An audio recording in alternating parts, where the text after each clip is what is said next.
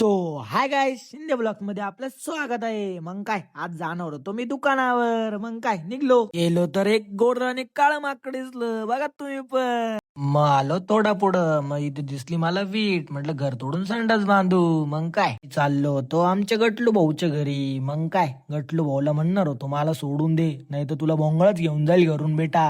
गटलू भाऊच्या घरच्या बाहेर बॉडीगार्ड उभा केलाय गटलू भाऊनी बघा.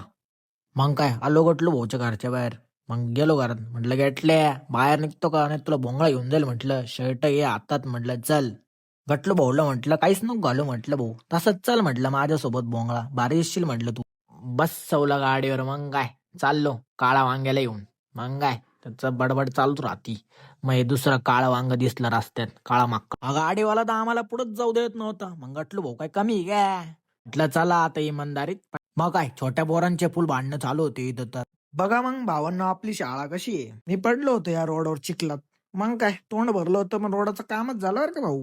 मग तुम्हाला दाखवतो मनमाडचं एमजी कॉलेज. मग काय, इथं सगळी गटलू भाऊचीच आवाज आलती. गटलू भाऊचं लय नाव आहे बरं का. मग काय, गटलू भाऊ घुसला दुकानात. मग काय, आपण पण घुसलो दुकानात बरं का. दुकानामध्ये जाऊन बसून घ्यावं म्हटलं थोडं. मग बसलो. गटलू भाऊचं चालू होतं गाणं, तुम दिल की धडकन में. म्हटलं काळा वांगे.